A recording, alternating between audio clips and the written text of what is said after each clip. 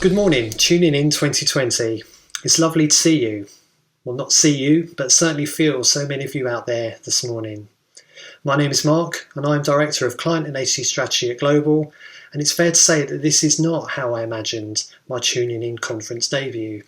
Some blank faces maybe, but certainly not my own face, just staring weirdly back at me.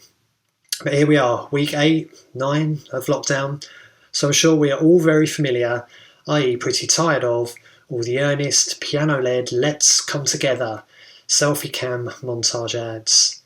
And I'm not sure about you, but I'm also sick of my admittedly self-imposed, unattainable home schooling ambitions. Once written, never again glanced upon.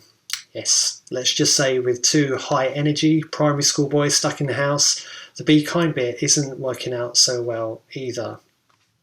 But we'll have also become pretty familiar with our guiding guru's almost daily briefings, extolling the virtues of continued advertising investment through the downturn. Well, this of course is the crisis advice we need not be tired of.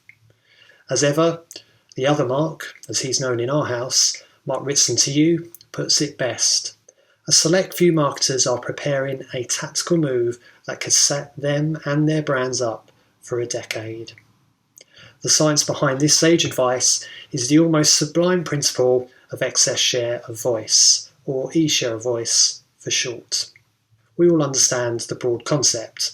When share of voice exceeds share of market, brands tend to grow. Less well understood, or at least less talked about, is the related idea of e-share of voice efficiency. Simply put, this is the rate at which excess share of voice is converted into annual market share growth.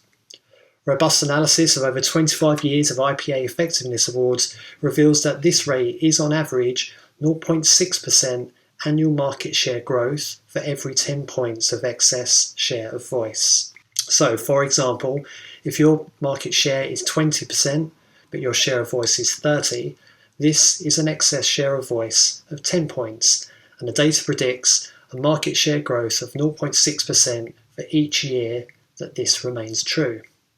As I said, it's almost sublime. Can marketing effectiveness really be that simple? In practice, it's a bit more complicated and thankfully more interesting than that. But of course, I'm preaching to the converted here. The reason we're all here at Tuning In today is to learn how we may secure an unfair advantage for our partners through smart planning. Because after all, media planning isn't about spending, it's about the careful manipulation of channel selection and contextual placement to create disproportionate effects for our partners. In this respect, the selection of radio imparts on a brand the benefits of huge reach and fantastic cost efficiency, the ability to target using data, daypart or geography, but also crucially a uniquely exciting, impactful or empathetic creative effect. All this is another presentation in its own right, so getting back to e-share of voice, it simply follows that as not all media is equal, then neither is all excess share of voice. So, if you're planning to make one of Professor Ritson's tactical land grabs, the tantalising question must surely be, can radio, with all its incumbent benefits, increase your e-share of voice efficiency, even if the CFO has closed the purse strings? The answer, and the reason I bring it up today, of course, is a resounding yes.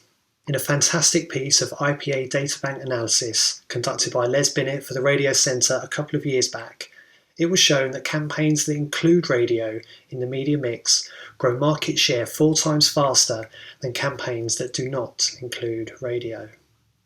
And so finally, we circle back round to the COVID crisis, a time when all the evidence suggests that the e-share of voice effect is expected to be even greater as many advertisers are unfortunately forced into cutting their budgets. So, what now? We all know we should be aiming to maximise our e-share of voice, so the key question is really how. In effect, I think there are 3 scenarios in which a business may currently find itself. So before I close, I'd like to briefly explore those now.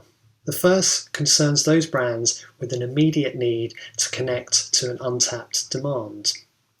For example, many FMCG brands traditionally a tricky category for radio, have invested for the first time in a bid to win over new customers as shopping habits were disrupted during phase 1 of the lockdown. As we move towards the next phase, we'll expect these and many others to keep investing. The second scenario involves new or perhaps lapsed brands for whom the change in shopping habits have already driven strong sales. Perhaps these guys do not see the need to advertise. This may include, but is of course not limited to, direct-to-consumer brands. The consensus advice here is simple.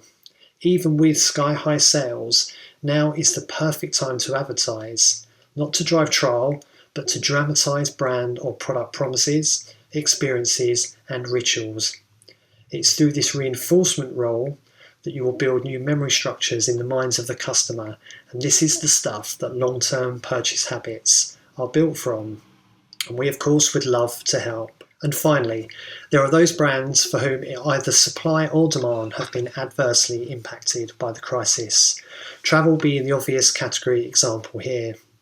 If excess share of voice drives market share growth, then the converse must also be true. Retreating from your audiences now may impact the brand for many years to come. But striking the right tone, of course, is pretty difficult. So how can these brands best communicate, given they have no immediate sales impact? The simple answer is with an empathetic human tone. And of course, that is what radio has always been best at. Radio listenership has famously increased during the crisis because we have been perfectly placed to meet the evolving needs of a nation in lockdown. Whether that's through the news leadership of LBC, Amanda Holding empathising with listeners about homeschooling, or various social silliness across all of our brands, it is radio that people have turned to meet these evolving media needs. And in our experience, it is the advertisers who have also tapped into these changing need states, sometimes in partnership with our brands, that have made the most positive impact during this time of crisis. These are just a few of our favourites, there are many more, but an honourable mention must surely go to Organics and Toddler Tracks. Very cute. So, looking forward, it will be interesting to see how the nation's mood and needs evolve as we further enter Boris's unlockdown. So to close, a couple of key takeouts from investing in e-share of voice remains the most valuable and predictable route for brand growth in this crisis. And of course, campaigns with radio in the media mix grow market share 4 times faster than those that do not. And finally, we'd love to help you connect with your audiences and build e-share of voice in this crisis, whatever situation you may find your brand in. Thanks for listening, and of course, please stay safe.